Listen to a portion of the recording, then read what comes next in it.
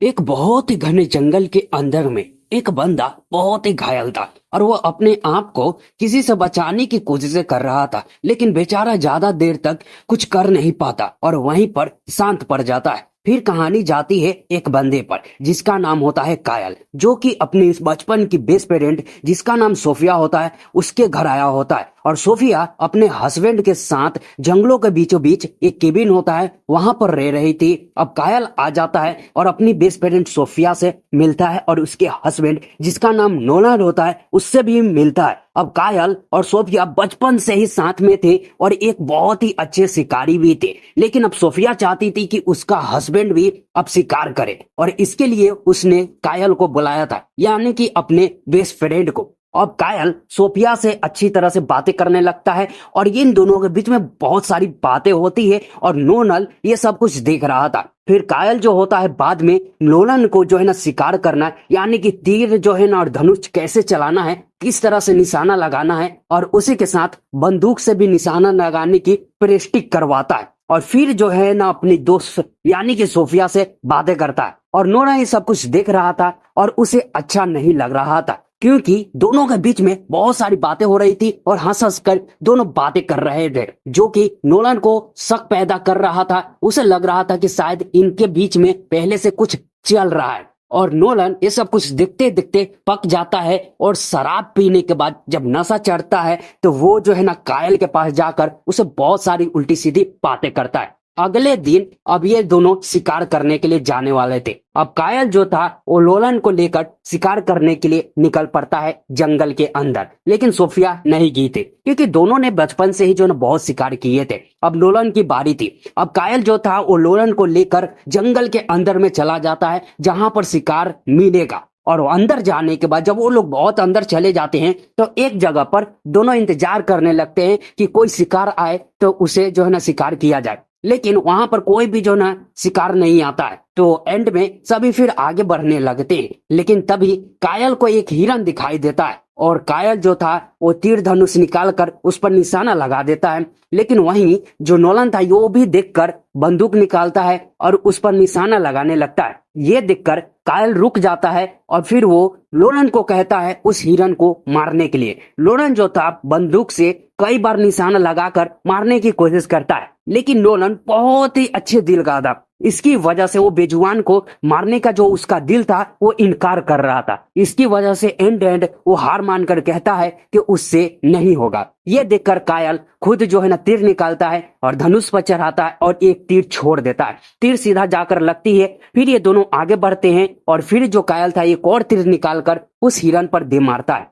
अब जो यहाँ पर लोलन था जो कि पहली बार ये सब कुछ देख रहा था तो उसे जो है ना बहुत ही दया आ रहा था हिरन पे। ऐसा ही होता है जब कोई अच्छे दिल का होता है। तब ये कायल की नजर एक और हिरन पर चली जाती है जो कि आगे ही घास चर रहा था और ये देखकर कायल जल्दी से लोलन का बंदूक लेता है और उस हिरन पर निशाना लगाकर एक गोली को फायर कर देता है। फिर सभी के सभी वहां पर जाकर देखते हैं तो वहां पर हिरन नहीं था, बल्कि वहां पर हिरन का जो खून था वो पड़ा हुआ था, यानी कि वो घायल था और आसपास में ही था। लेकिन यहाँ पर कायल लोलन को कहता है कि चलो ढूंढते हैं, वो आसपास ही होंगे। अब लोलन चाहता नहीं था, लेकिन फिर भी वो लोग थोड़ा आगे जाकर ढूंढने में लग जाते हैं। लेकिन बाद में लोलन कहता है कि पहले ही हमारे पास एक शिकार है तो आगे ज्यादा ढूंढने की जरूरत नहीं है, हमें चलना चाहिए। कायल भी उसकी बात को मान जाता है और वापस ये लोग उस जगह पर जाते हैं जहां पर उनका पहला शिकार था, यानी कि पहले जो हिरन को मारा था वहां पर। लेकिन आगे वहां पर जाने के बाद जब देखते हैं तो उन सभी की फटके हाथ में आ जाती है, पसीने छूटने लगते हैं,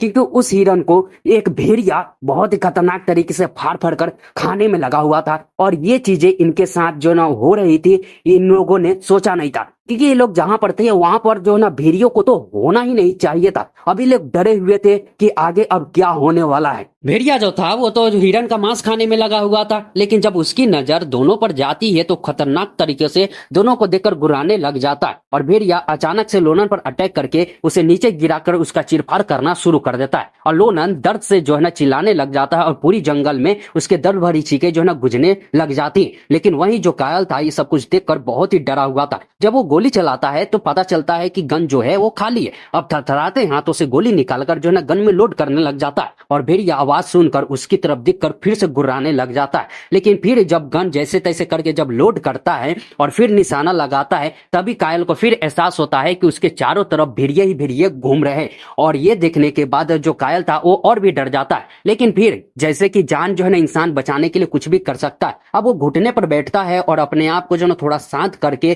फिर से निशाना उस भेड़िए पर लगाता है जो कि नोलन को चीरफाड़ करने में और मारने में लगा हुआ था। अब बंदूक की गोली चलती है और सीधा जाकर भेड़िए को लगती है। भेड़िया घायल हो जाता है और वहां से भागने लगता है। अब ये देखकर जो कायल था वो फिर से खड़ा होता है और एक गोली फिर जो ना उस भेड़िए पर चलाता है। गोली तो नहीं लगती, लेकिन डर की वजह से बाकी जो भेड़िए थे वहां से भाग जाते हैं। अब कायल जो था वो नोलन के पास जाता है। नोलन की हालत बहुत खराब थी, पूरे जो ना शरीर पर जख्म थे और वो जो नोलन था वो पूरी तरह से खून से जो ना लथपथ हो चुका था।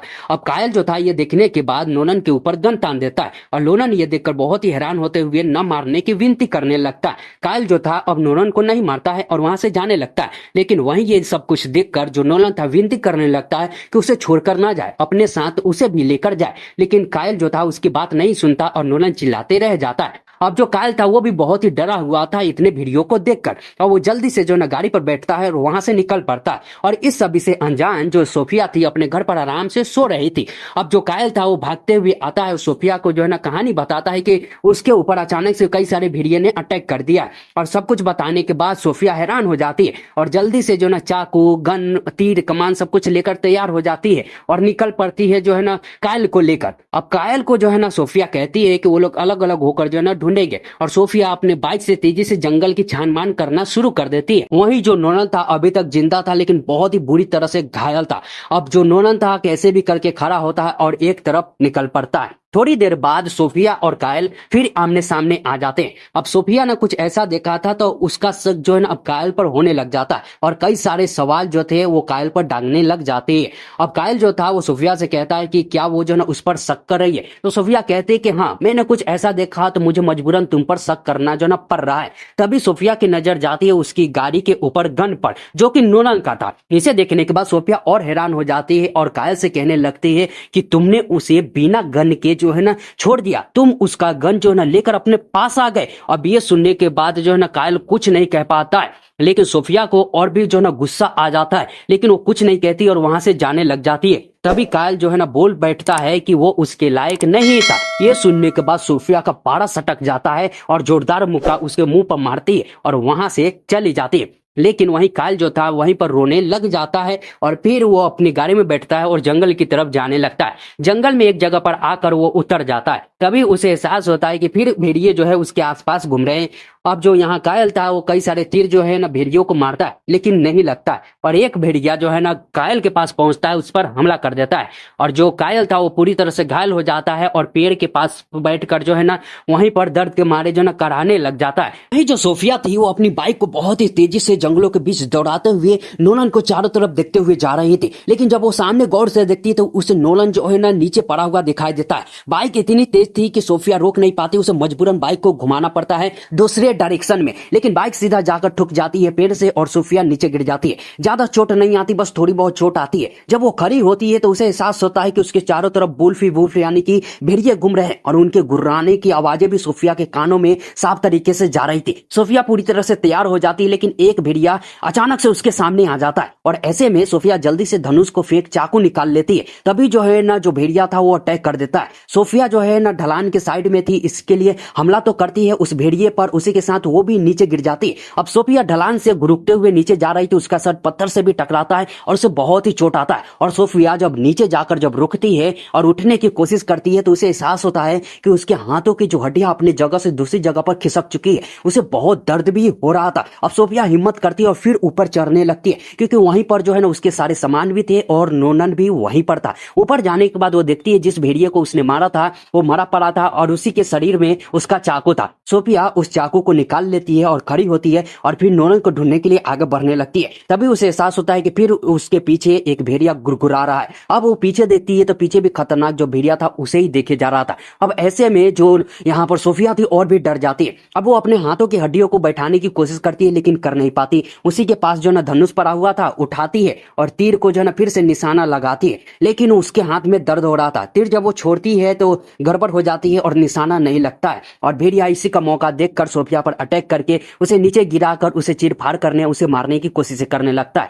तो वही जो सोफिया थी अपने आप को बचाने की जो है ना पूरी कोशिश कर रही थी। अब जो चाकू था वहीं पर था तो सोफिया चाकू को पकड़ती है और उस भेड़ियों को दे मारती है। अब ऐसे में बाकी जो भेड़िए थे थोड़ा पीछे हट गए थे। अब सोफिया जल्दी से जो है ना नूरन के पास जाती है, उसे सहारा देकर वहां से निकलने की कोशिश करती है क्योंकि बहुत सारे भेड़िए थे और सोफिया सभी से लड़ नहीं सकती थी और खुद उसकी हालत खराब थी। लेकिन तभी सभी की नजर सामने जाती है जहां पर जो है ना सोफिया आगे जाकर जब देखती है तो वहां पर कायल था जिसको से ना सभी भेड़ियों ने बुरी तरह से मार मार कर खा दिया था और उसकी बॉडी ही वहां पर पड़ी हुई थी जो कि बहुत ही बुरी हालत में थी। अब सोफिया जल्दी से जो है ना वहां पर उसे दुख हो रहा था अपने दोस्त के खोने का, लेकिन अपने पति को लेती है नूनन को और जल्दी से गाड़ी पर बैठती है और वहां से जो है ना निकल पड़ती है और इस तरह से जो है ना सोफिया अपने हस्बैंड को जो है ना बचा लेती है, उन सभी भेड़ियों से अपने आप को भी बचा लेती है और इसी तरह से इस मूवी का जो एंड है वो हो जाता है।